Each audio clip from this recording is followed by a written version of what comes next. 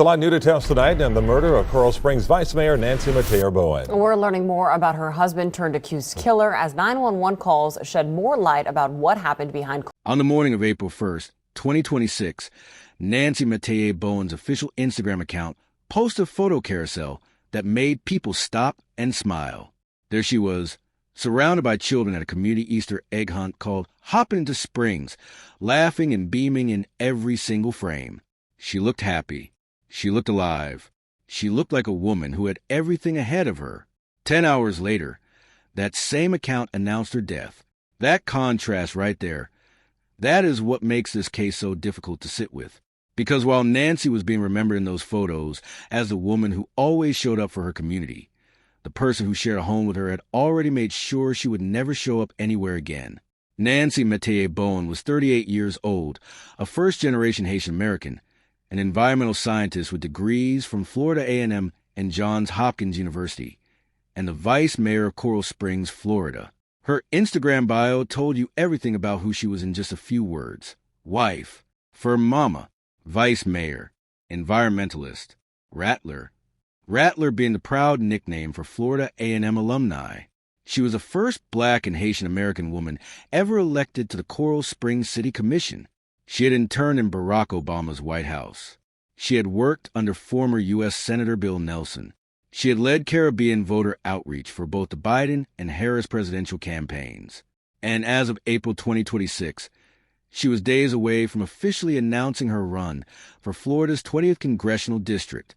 People close to her said she was genuinely electrified about it, talking about fighting for gun control, environmental justice, women's reproductive rights, and mental health reform from the floor of the United States Congress. That announcement never happened, because the night before it was supposed to, Nancy was shot 3 times with a shotgun inside her own bedroom by the man she had loved since they were teenagers. Yes, you heard that right. Nancy and Stephen Bowen were high school sweethearts. This was not a rushed marriage or a relationship built in a short window of time. These two people had a history that stretched back to their adolescence.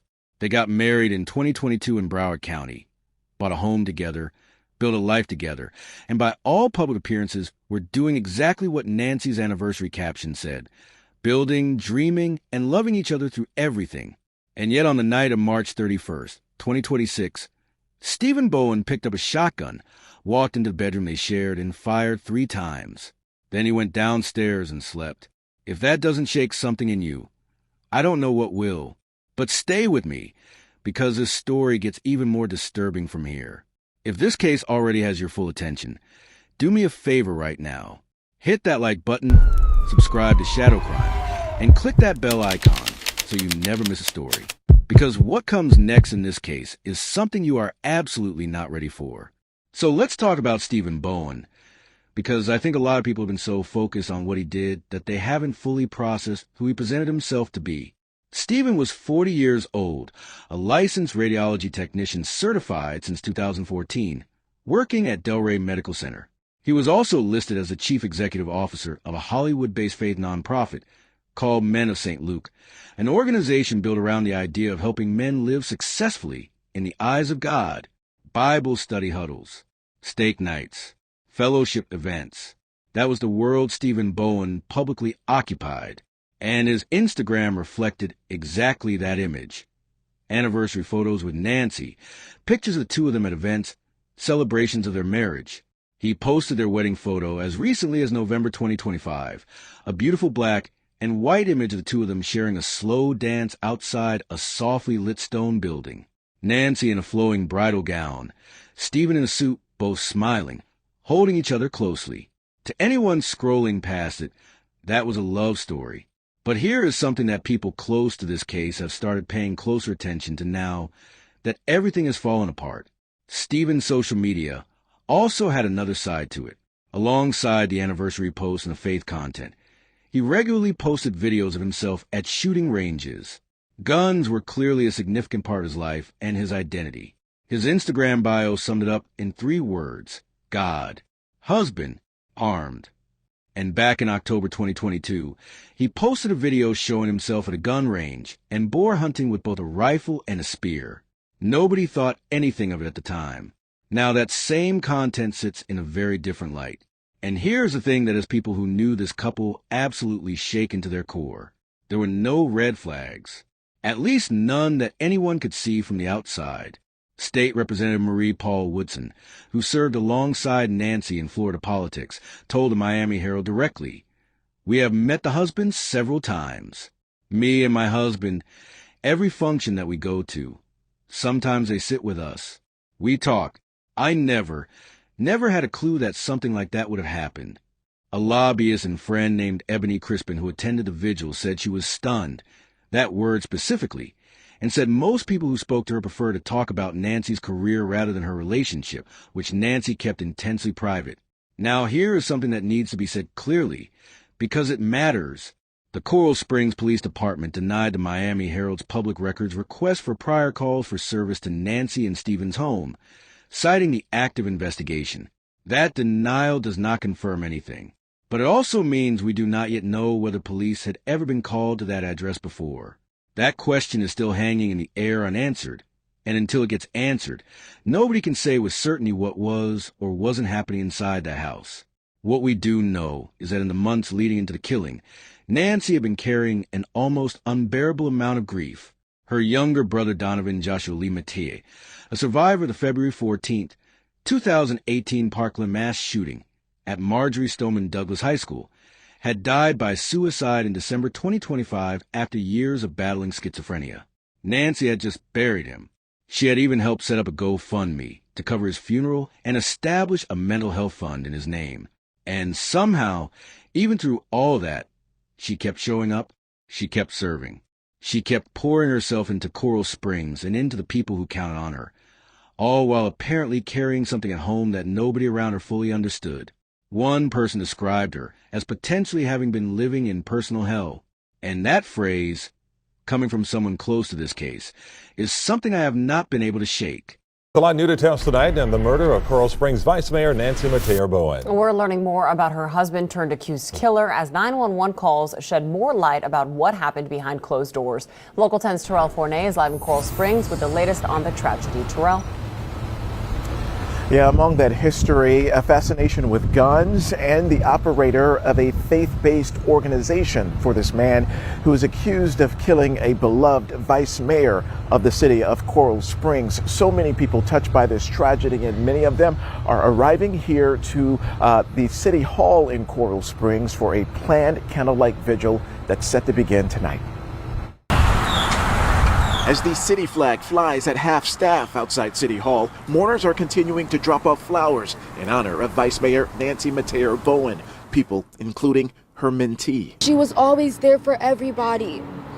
Every day, every time I talk to her, it's always, what are we gonna do to help the people? She always a selfless person. It was Wednesday when relatives rushed over to Nancy's Coral Springs home after she failed to show up to several scheduled meetings. 911, what is your emergency? I'm calling to report a possible crime. The urgency escalated on voices in those 911 calls. Tell them to break down the door and go down, whatever means. Ma'am, I understand that we're worried about her and we're trying to find her, but we can't just break down the door. We have to have a reason. Nancy's lifeless body was found inside of her home, wrapped in a blanket and garbage bags. Detectives believe Nancy's husband used a rifle to shoot his spouse 3 times on the night before she was discovered, and then he slept downstairs afterwards, a crime Bowen allegedly admitted to his own uncle. Okay. My nephew, her husband, came to my house this morning and told me that he did something to her. Okay, her husband? Is he alive? He said no. Bowen has been charged with premeditated murder and tampering with evidence. On social media, he documented a fascination with guns. State records show he has an active license as a radiology tech, and he last worked at Delray Medical Center. Nancy's loss has touched an entire community. We're doing our best to honor this incredible woman, incredible leader, incredible human being. You know, she was so committed to so many, including our youth. No one can replace her. So many emotions, even 2 days removed from when this tragedy happened. We know that this candlelight vigil is expected to begin at about 7 o'clock tonight. It is not a city organized event, but yet city leaders, some of them at least, are expected to be in attendance. We know that the organizers, they are asking the community to bring white candles and to either wear or bring orange, all to honor the life of Nancy. We are live in Coral Springs. Terrell Forney, Local 10 News. So very tragic, Terrell. Thank you. All right, this is where the timeline gets really dark. And I need you to pay close attention here, because every single detail matters. On the afternoon of Tuesday, March 31st, Stephen Bowen called his mother. He told her he had experienced a panic attack at work, and that he planned to speak with Nancy about it that evening. His mother didn't think twice about it. She had no knowledge of any problems between the couple, no reason to be alarmed. So she let her son go. And that was the last normal conversation anyone in Stephen's family had before everything changed that night, while Nancy slept in their second-floor master bedroom.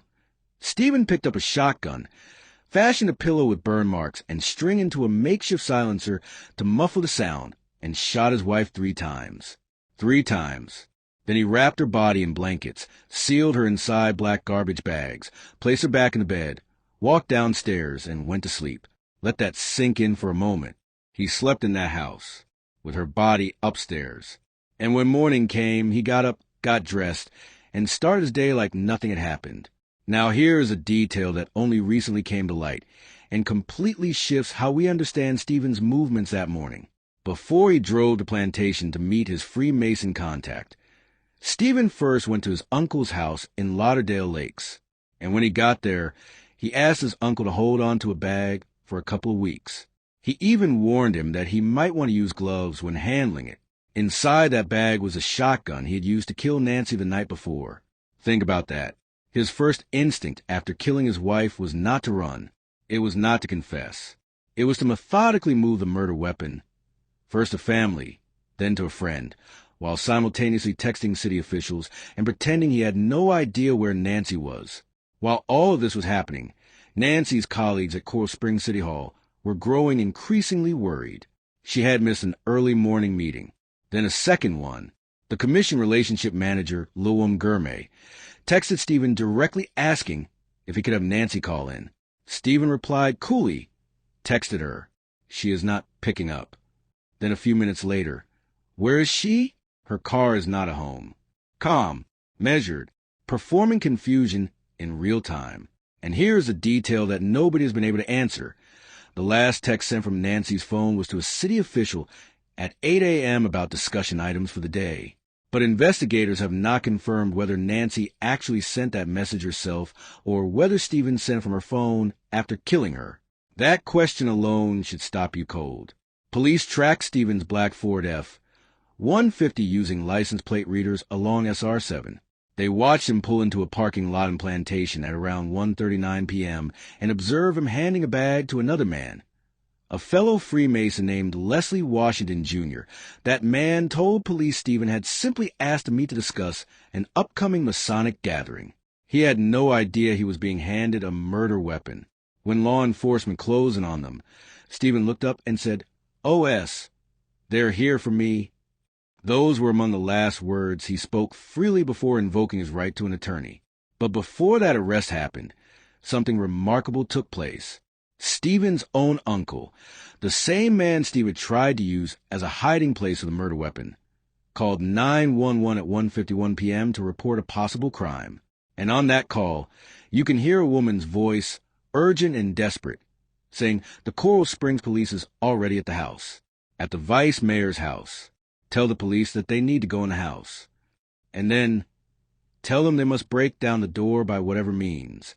The dispatcher responded that officers couldn't break down the door without sufficient reason. But the family already knew. Stephen had told his uncle what he had done. He had shown up that morning saying he had done something to Nancy and that she was not alive. And when his uncle pushed him and asked directly if he had shot someone, Stephen confirmed it. He said he had shot Nancy 3 times with a shotgun the night before and then slept downstairs. When asked why, he said 4 words. He couldn't take it anymore. Stephen's own family turned him in.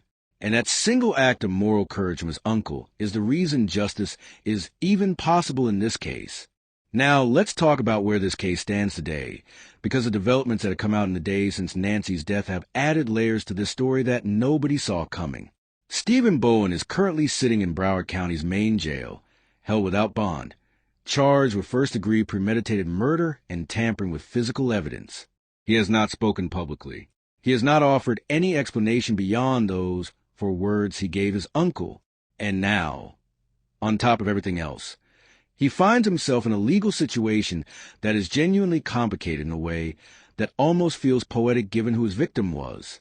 The Broward County Public Defender's Office filed a motion on April 6th asking the judge to relieve them from representing Stephen entirely. Their reasoning was straightforward but striking. Multiple members of their office had both personal and professional relationships with Nancy Metayer Bowen. Representing the man accused of killing her would be ethically impossible. It would violate Stephen's own rights to effective counsel, due process, and a fair trial. And here's the part that makes this even more layered. Stephen was declared indigent by the court. That means he cannot afford to hire his own attorney. He has a constitutional right to a court-appointed lawyer, but the office normally responsible for providing that representation cannot touch this case because Nancy touched so many lives, including the lives of the very lawyers who would have defended her killer. The reach of who Nancy was is now literally complicating the prosecution of the man who took her life. And while that legal battle plays out behind closed doors, the community that loved Nancy has not stopped moving. A march for peace was held near the Coral Springs Museum of Art, where dozens of friends and supporters gathered to condemn the violence and make sure Nancy's name meant something beyond the tragedy of how she died.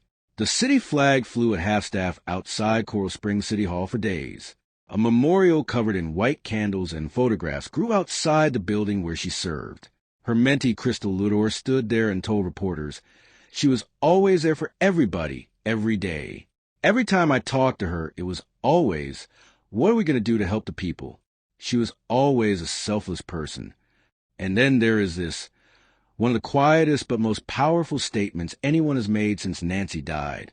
In the days following her death, her family and the city's official Instagram account quietly dropped the name Bowen from her identity entirely. She is now referred to simply as Nancy Metayer, the name she was born with, the name that carries her Haitian roots, her family's legacy, her history as a community organizer, and a barrier breaker. The name Bowen has been removed like it was never supposed to be there. And maybe that is the most dignified thing anyone has done in this entire story, giving Nancy her name back. A public celebration of life has been scheduled for April 17th, open to the entire community. And while that day approaches, investigators are still working. A formal motive has still not been publicly confirmed. The police have blocked access to records that could tell us whether this house had a history that nobody was talking about. And Stephen Bowen sits in a cell with no lawyer, no explanation, and 4 words that are supposed to account for the destruction of a life that was just getting started. So here is what I want to leave you with today, because I think this case raises questions that go far beyond Coral Springs and far beyond Stephen and Nancy Bowen. How does a woman this accomplished, this loved, this visible, end up in a situation where nobody around her had any idea she might be in danger? Is it possible that the very qualities that made Nancy so strong in public, her composure, her professionalism, her commitment to always showing up, were the same qualities that made it impossible for anyone to see what might have been happening at home? And what does it say about the way we talk about domestic violence that even after everything that has now been revealed, the people closest to this couple are still saying they never had a clue? I want to hear from you. Do you think the full truth about what was happening in that marriage will ever come out? Do you believe Stephen Bowen's motive runs deeper than 4 words? And do you think justice, real justice, is even possible for a woman like Nancy, whose future was stolen the night before she was about to change history? Drop your thoughts in the comments. This conversation is bigger than one video, and Nancy Metayer deserves for it to keep going. If this story moved you, share it with someone who needs to hear it. Hit that like button, subscribe to Shadow Crime, and click the bell icon, because we'll be following every development in this case as it unfolds. And you do not want to miss what comes next.